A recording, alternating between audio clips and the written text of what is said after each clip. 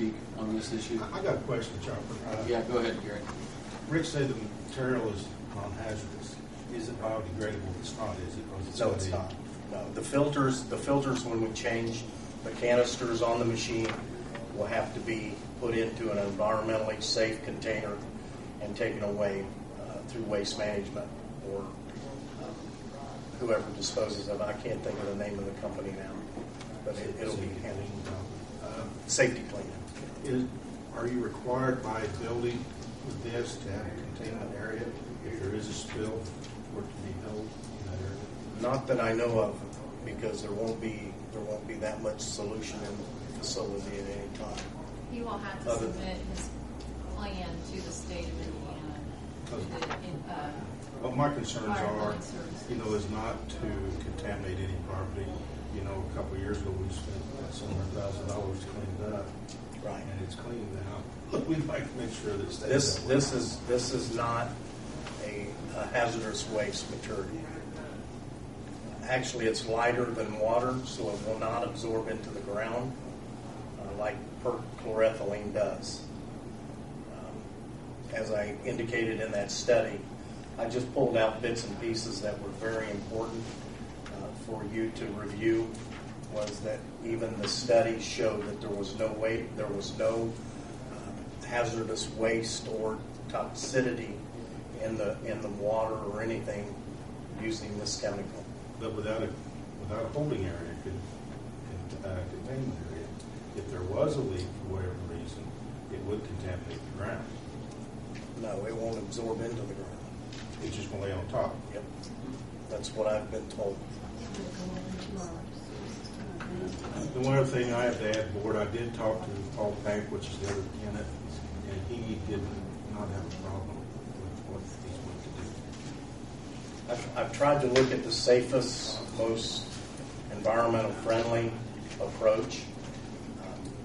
I even swayed away from a gas-fired boiler to eliminate some of the risk as well. Okay, Kathy, then comes the other question. Once, if we would rezone this to B1. No, you can zone.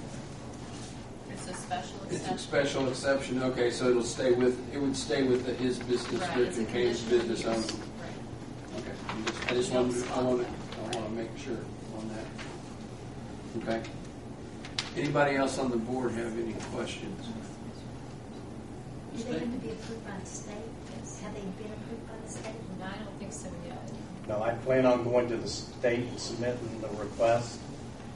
The floor plans and everything will be submitted to the state. And then I'll proceed with my retail license and also recording with the courthouse and so forth. Once we would understand if this was approved or not.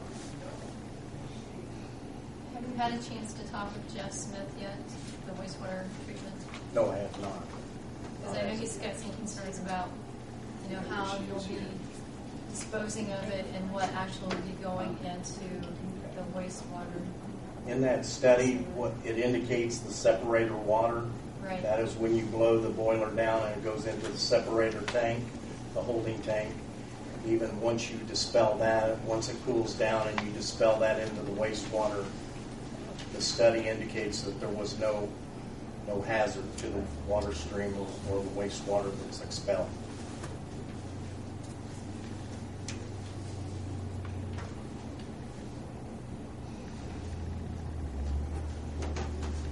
Any other questions from board members? Scott, you have no concerns about fire hazard or whatever? Well, again, as Kathy said, he'll have to submit to the state. They're going to look at everything as a whole as far as products he's going to use, as far as, like I said, the Class 3A type solution, they're going to take that into consideration.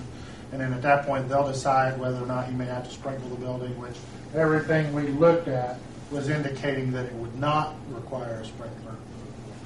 But when the state looks at everything as a whole, they may require that. They may require, additional firewalls.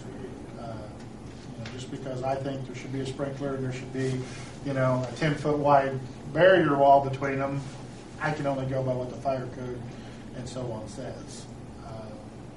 again, Mr. Oliver, again, did come in. I don't know, we were probably 3 hours digging through the books and stuff. So I do appreciate him taking the time to come in and do that. And I think I told you that day that I would be here expressing some of the concerns that I have so far of this.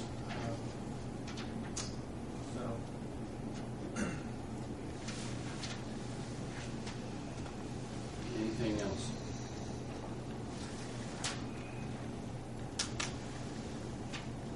If not, I'd entertain a motion that we approve the special exception for conditional use.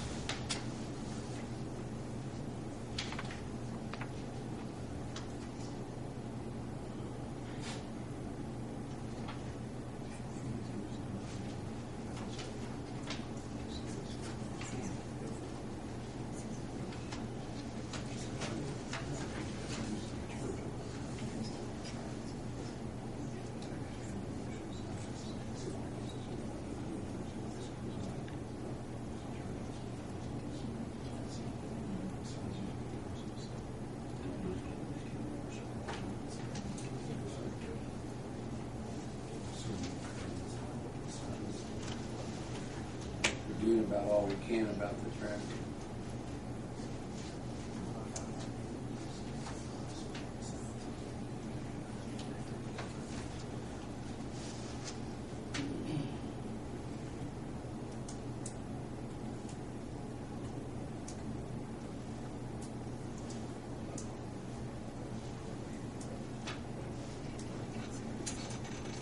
If we don't get a motion, we won't take a vote. If we don't take a vote, we'll come back next.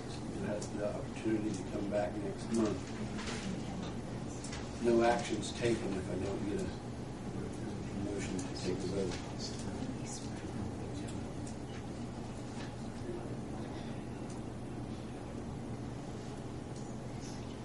So I understand he won't go further to the state and his provisions. Well, it probably doesn't make much sense for him to approve.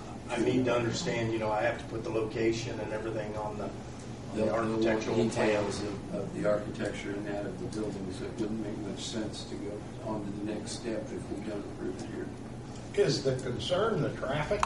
Is that your major concern? That's my concern, is the traffic. Well, why did you all want me to build this building? If I can't get it rented, leased, I go bankrupt with it, and it's going to be empty.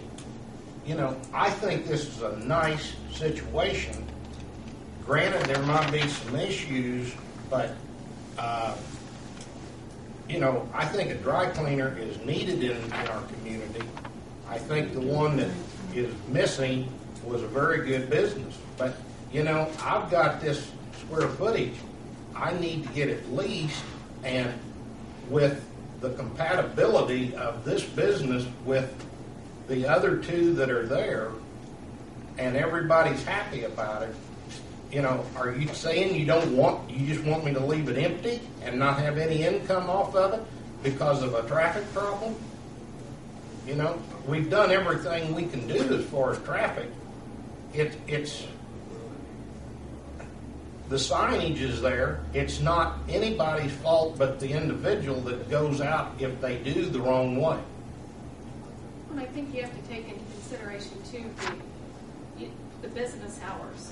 We plan on being open from anywhere from 6 a.m. until 6 p.m. So it's not like that there's this short amount of time that you're going to have all this traffic in and out. It'll be spread out throughout the day with 6 days a week.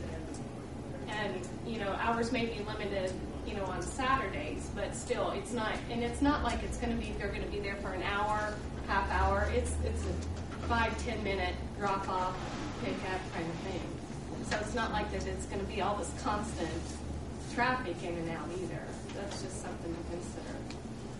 But if a different business goes in, what makes the difference as far as the traffic issue?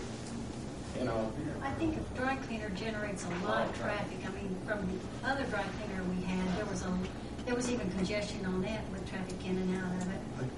And I want to see you have your building rented. I mean, you've got a nice facility. I spoke to Mary. She averaged about 20 customers a day. Her most heaviest day was on a Saturday. That was her most influx of customers. if there's a way we could make people understand